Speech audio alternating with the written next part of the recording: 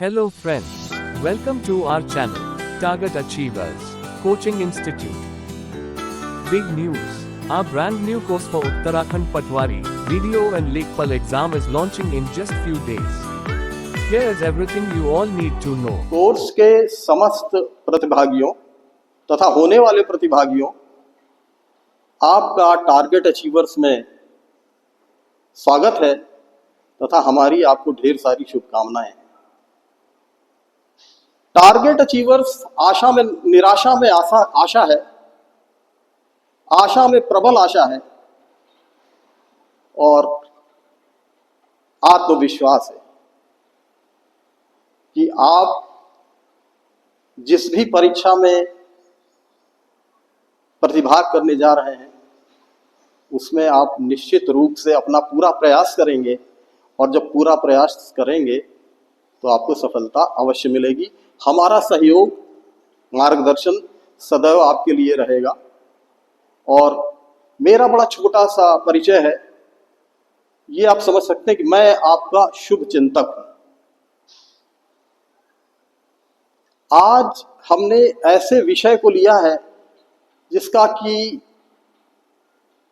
काफी संभावना रहती है कि उसमें से प्रश्न आपको एक ना एक प्रश्न तो मिले। तो यहाँ तो कोर्स इतना विस्तृत होता है, एक प्रश्न मिल जाता है तो वो भी बहुत बड़ी बात होती है। तो इसलिए हमें फोकस्ड स्टडी करने की बहुत जरूरत होती है। तो प्राचीन सभ्यताओं में से एक ना एक प्रश्न आता है और वो अगर मिल जाता है तो समझ लीजिए कि वो भी आपके लिए एक बहुत अच्छी बात है।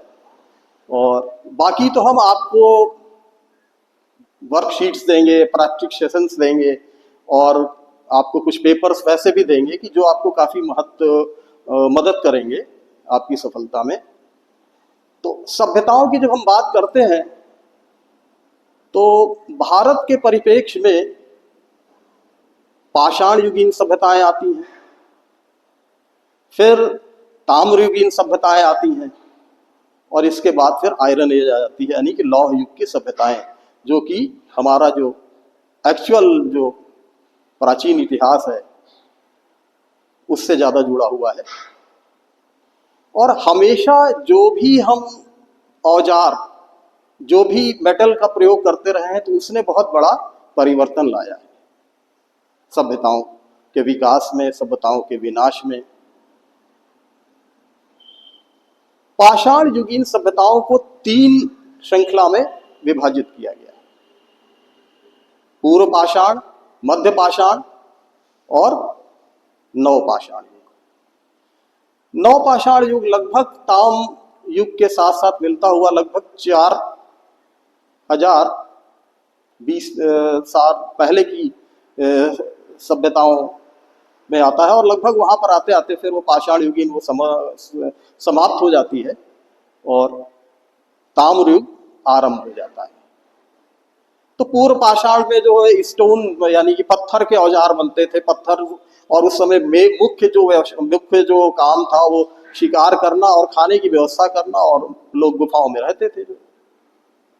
मध्य पाषाण में कहीं कहीं पे थोड़ी बहुत कृषि आ गई और थोड़ा औजारों में और रिफाइंड हो गए, और नव पाषाण में उनमें पॉलिश वगैरह करना और इस तरीके की चीजें आ गई, औजार और अच्छे हो गए, कृषि की थोड़ा सा वो बढ़ गई, जंगलों के रहने बजाय छोटे छोटे सेटलमेंट्स भी शुरू हो गए कृषि के।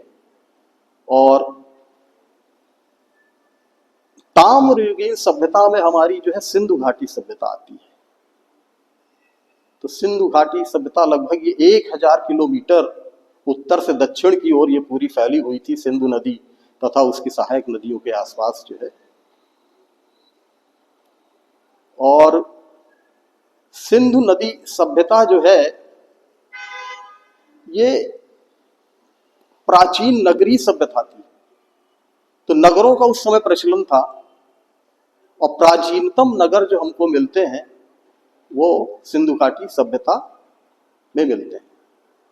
इसे हम हड़प्पन सभ्यता भी कहते हैं, कारण कि 1921 में जब हड़प्पा की खोज हुई तब पता चला कि इस क्षेत्र में ऐसी कोई सभ्यता थी जहां नगरों की बड़ी सुचारू व्यवस्था थी, पानी की व्यवस्था थी, जल निकास की व्यवस्था थी, जल आपूर्ति की व्यवस्था थी उसमें हॉल्स थे, स्नानान घाट थे, कहीं पे अगर एग्रीकल्चर वो थी तो उसको फूड ग्रेन्स को स्टोर करने की कैपेसिटी थी। तो ये सारी चीजें हुई। तो फिर उसी के तहत फिर अगले वर्ष 1922 में मोहनजोदड़ो सिंधु घाटी के करीब ही है, वहां खुदाई हुई। तो इस प्रकार से मोहनजोदड़ो की खोज हुई। तो ये दो प्रमुख पुराने जो है क्या कहते हैं सिंधु घाटी सभ्यता क्षेत्र हैं जिनके बारे में हमें पता चला, और उसके बाद फिर धीरे धीरे जो है आगे बढ़ते गए।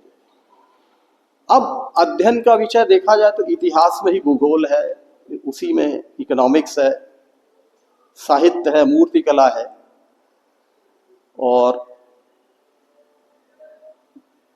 हम कैसे अध्ययन करते हैं ये बहुत महत्वपूर्ण है। तो अब जब हम सिंधु घाटी सभ्यता का अध्ययन कर रहे हैं तो मुख्य रूप से ये सारी सभ्यता जो है सिंधु नदी के किनारे है।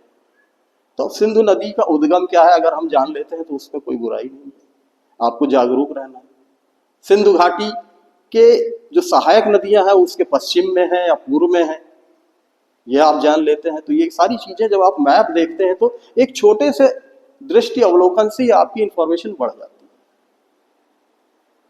अब सिंधु घाटी का उद्गम स्थल तिब्बत था, वो कैलाश मानसरोवर लेक जो है उसके करीब है। और जिस तरीके से गंगा जी का उद्गम गोमुख है उसी तरीके से सिंधु नदी का उद्गम सिंहमुख है। तो अब सारी नदियां जो है, जैसे कि अब जब आप वेस्ट से ईस्टवर्ड चलेंगे तो सारी नदियां जो है ईस्टवर्ड।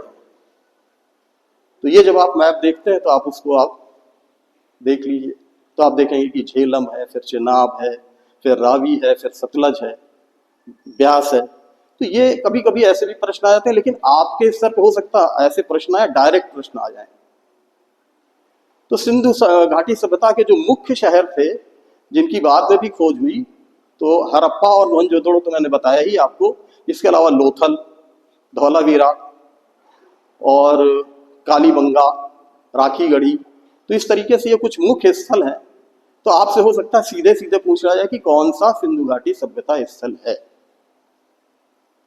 तो ये अगर आपने इस तरीके से रखा है तो आपको, अब हर सभ्यता की कुछ ना कुछ विशेषताएं होती है। जैसे कि मोहनजोदड़ो की जब बात आती है तो वहां का स्नानागार बहुत प्रसिद्ध था जो है। तो पूछा जा सकता है कि ये स्नानघर जो है ये किस जगह पर मिला जो है। इसी प्रकार से पूछा जा सकता है कि आपका बंदरगाह शहर कौन सा था सिंधु घाटी सभ्यता का, या क्या व्यापार होता था जो है, समुद्री व्यापार होता था। तो बंदरगाह शहर लोथल था जो कि गुजरात के दक्षिण में खंबात की खाड़ी के समीप था जो है।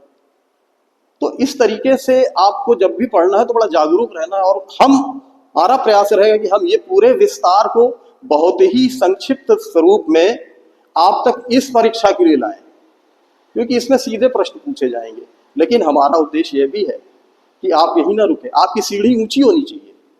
आप भले थोड़ी दूर जाके रुक जाए, सुस्ता लें, लेकिन फिर और सफलता भी पा लें, लेकिन आगे आपके लिए मार्ग खुला हुआ है।